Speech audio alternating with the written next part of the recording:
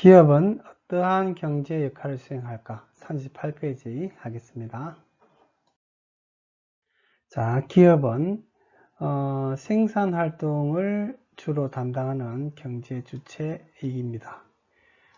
주로 우리가 자동차 회사라든지 반도체, 삼성이랑 현대 이런 걸 대기업을 주로 기업하면 떠올리는데 미용실이라든지 문구점, 영화관 이런 등 일단 재화와 서비스의 종류와 관계없이 생산활동을 하면 모두 기업이라고 할 수 있습니다. 그래서 생산활동을 하는 모든 경제 주체를 우리가 기업이라 한다고 합니다.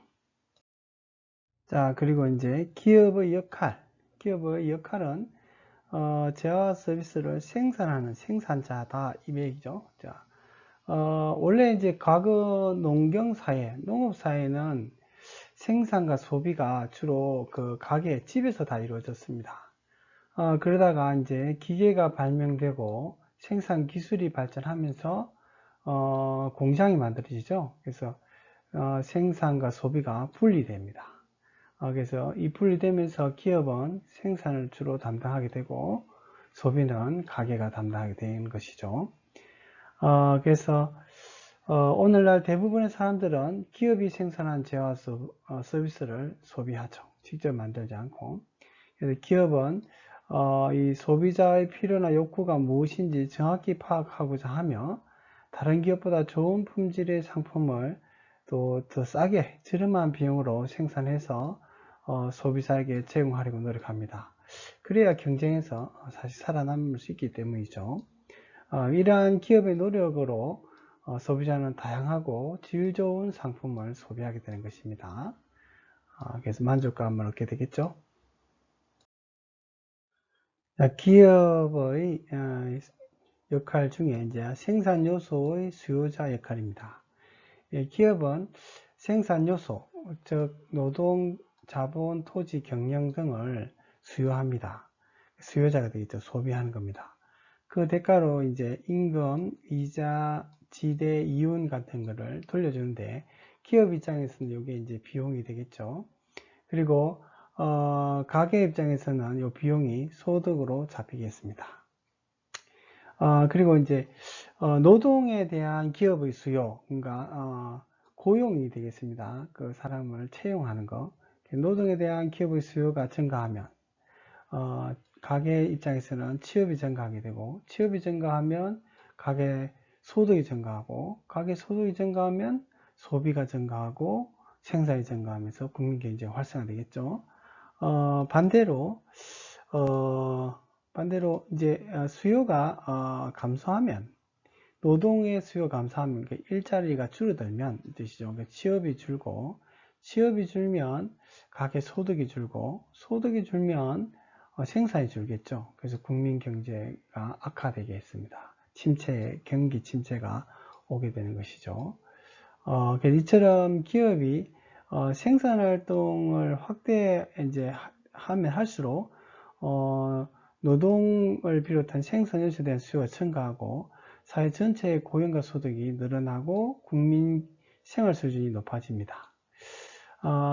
한편 또 이 기업은 생산 활동을 통해 얻는 이익의 일부를 세금으로 납부합니다. 이 기업이 납부한 세금은 국가를 운영하거나 국민을 위한 사회보장 정책을 시행하는 데 아주 많은 재원을 제공합니다. 사실 일반 가게에서 소득이 한 달에 월급이 500만 원이라 치면 삼성이나 LG 같은 데는 한 달에 수익이 몇천억 되겠죠. 거기에 세금을 떼니까 일반 가게에서 내는 세금의 비용보다는 어마어마한 돈을 기업에서 부담한다고 보면 되겠습니다. 이렇듯 기업은 활발한 생산 활동을 통해서 일자리를 창출합니다. 가게일자를 창출하고 그 다음에 국민 소득을 증대시켜 주죠. 그리고 세금을 납부해서 국가 경제 활성화에 많은 이바지를 합니다. 실제 기업이 잘 돼야 나라가 잘 됩니다. 자, 기업의 일자리 창출 관련 내용입니다. A, B 기업이 예시가 되어 있고, A 기업은 경영 위기 속에서도 인원 감축 없이 신규 투자를 해서 국내에 신입사원을 많이 채용했다, 이렇게 되어 있습니다. 그리고 B 기업도 이제 중국이나 동남아시아로 요즘에 많이 나갔었죠. 그런데 중국에 동남아시아로 안 나가고 국내에 1조 5천억을 투자해서 1,500개 일자리를 창출했다, 이렇게 되어 있습니다. 그러면은 이 기업들은 완전히 이제 좋은 기업이라 할 수 있죠. 그래서 고용 창출 100대 우수 기업으로 선정해서 국가에서 이제 행정적, 재정적 지원을 해주게 됩니다. 실제로 그 각국에서 이 기업을 서로 유치하기 위해서 엄청난 노력을 합니다.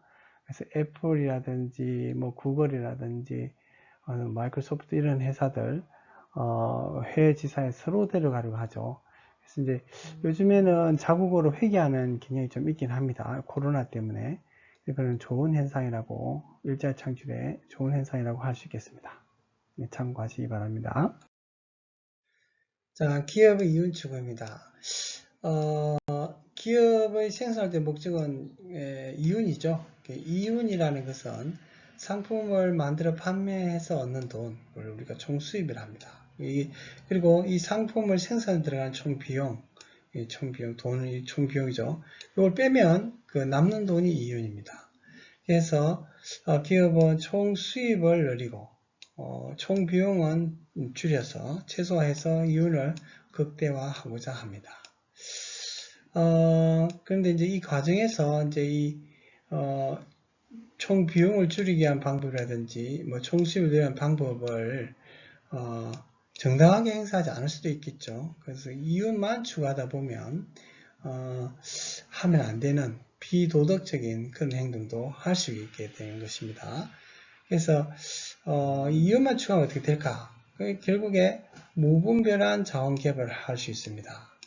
우리가 잘 알다시피 그 핸드폰에 들어가는 부품을 생산하는 자원 중에 그 침팬지인가 뭐 오랑우탄인가 그 서식지에만 존재하는 지하 자원이 있답니다. 그거를 캐내기 위해서 그 서식지를 다 파괴해버리는 그런 일들이 있다고 하죠. 이런 거 환경 오염 등이 이제 문제가 대두되고 있습니다. 이건 하지 말아야겠죠. 그래서 따라서 기업은 이윤 추구를 하는 동시에 환경을 고려해야 하겠죠. 그리고 소비자의 권익을 침해하지 않아야 합니다. 경제활동과 관련된 법률을 잘 지켜서 사회적 기업, 사회적 책임을 다하는 노력을 해야 하겠죠. 이런 좋은 기업에게 제품을 소비자들도 선별해서 소비해 주어야겠습니다. 이와 같이 기업이 이윤을 추구하는 것 외에도 사회에 긍정적인 영향을 미치도록 책임 있는 활동을 해야 하는데 이거를 우리가 사회적 책임이라고 합니다. 기업의 사회적 책임. 오늘날에는 기업이 엄청나게 커지면서 그 소비자나 근로자나 국가 경제에 영향을 많이 미칩니다. 그래서 어느 때보다 이 사회적 책임이 아주 크고 또 소비자들이나 국민들의 관심이 아주 높아져 있습니다. 최근에 이제 삼성 그 부회장 이재용이죠. 그분이 나서 뭐 국내에 사과도 하고 했었잖아요. 그죠? 왜냐하면 이 삼성이 우리나라의 경제에 미치는 영향이 엄청나게 크기 때문에 많은 사람들이 어떻게 하고 있나 하고 관심을 가지고 지켜보고 있기 때문에 이제 이 부회장이 나와서 사과도 하고 앞으로 사회적 책임을 다하겠다 이런 식으로 이야기도 하고 했었죠. 그와 관련된 내용이 되겠습니다. 자, 사회적 기업입니다. 원래 이제 기업은 이윤 추구가 목적이죠. 그래서 우리가 이윤 추구를 목적하는 것을 우리가 영리 기업이라고 하고, 사회적 기업은 이윤 추구가 목적이 아닙니다. 그래서 이 사람 목적은 사회적인 목적, 그러니까 사회의 그 취약 계층들을 위해서 일자리를 제공해 준다든지 또 사회 서비스 기술을 제공해 준다든지 뭐 이런 것들이죠. 그래서 이제 뭐 실제로 똑같은 기업인데 장애인을 많이 고용하면 또 이렇게 노동부 장관으로부터 사회기업으로 인정을 받기도 합니다. 옛날에 그 일본에서 그 분필 만드는 회사가 있었는데 거기에 이제 단순하게 그냥 반복하는 그런 노동은 장애인을 시켰었습니다. 한 명을 이제 고용을 해 봤더니만 좀 사람이 어눌하지만 아침 8시부터 5시까지 정확하게 그 일을 반복하는 일을 참 잘하고 불량률도 떨어지면서 이 사장이 더 많은 장인을 고용해 가지고 질 높은 분필을 생산하게 되어서 사회적 기업으로 성공했다, 뭐 이런 기사들을 읽어본 적이 있는데, 우리나라에도 이제 이런 사회적 기업이 원래 이제 2007년에는 55개가 있었는데 2017년 10년 후에는 이제 2,800개로 늘어납니다. 그래서 일단 우리 그 학교 학생들도 경영학과에 지원한 동기에 대해서 이제 자기소개서 같은 거 쓸 때 보면 사회적 기업을 운영하겠다 이렇게 하는 학생들이 좀 있습니다.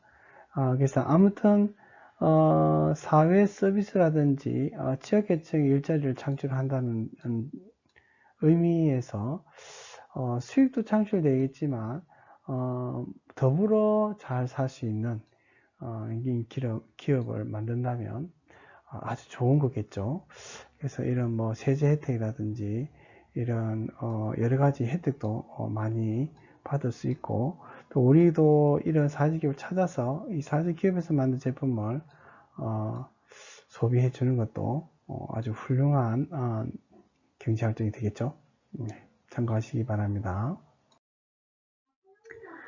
네, 기업가 정신입니다.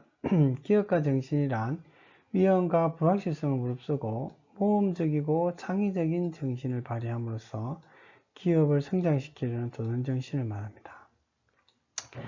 사실 우리나라는 기업가 정신이 대단한 나라입니다. 6.25 전쟁 이후에 진짜 아무것도 없는 이런 나라에서 세계적 초인류 기업들이 막 생기기 시작했죠.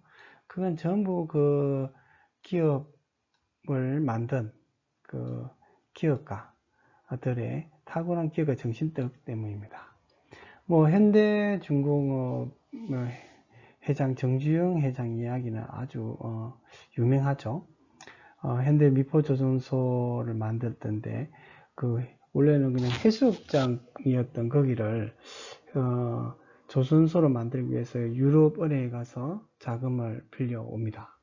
근데 그냥 빌려주진 않겠죠.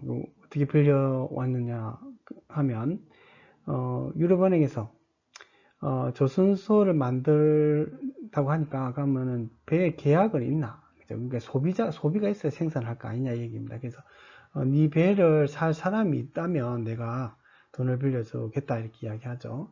그래서 그 현대 정준 회장이 그 당시에 유럽의 가장 선박을 많이 보유하고 있던 선박 왕이 아마 그리스 사람인가라고요. 그리스 사람 그 선박 왕을 찾아가서 내가 이제 조선소를 만들어서 배를 만들 건데 내 배를 하나 계약을 해달라 이렇게 이야기하죠. 그래서 그 이제 선박왕이 이 사람은 그 이제 뭐 폐허가 된 뭐 한국 사람이 와가지고 처음 본 사람이 와서 자기 조선소도 없고 그냥 그 조선소 만들 땅 항공 사진 한 장 들고 왔다 합니다. 이 땅에 여기 이제 조선소를 지어가지고 배를 만들 텐데 계약을 한 걸 해달라 이렇게 하니까 기가 막혔죠. 그래서 뭐 그럼 기술은 있느냐 이렇게 물어보니까 우리나라 그 당시 500원짜리에 거북선이 그려져 있다고 합니다. 지금은 이제 동전인데 그 당시 지폐였다대요. 거기에 이제 거북선을 보여주면서 우리나라 최초로 반잠수함을 건조한 나라가 대한민국이다.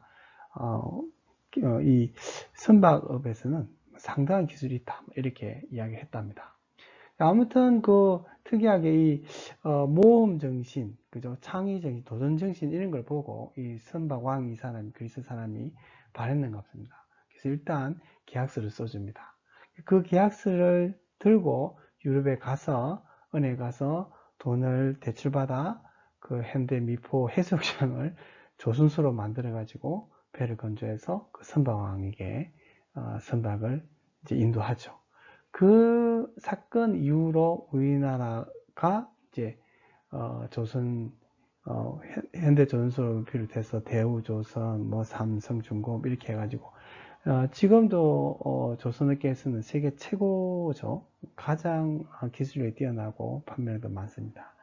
이런 정신 아무것도 없는 데서 이제 기업가들은 새로운 상품을 만들어내고 새로운 시장을 개척해내고 그리고 새로운 방식을 도입해서 기업의 성장을 깨하는 겁니다.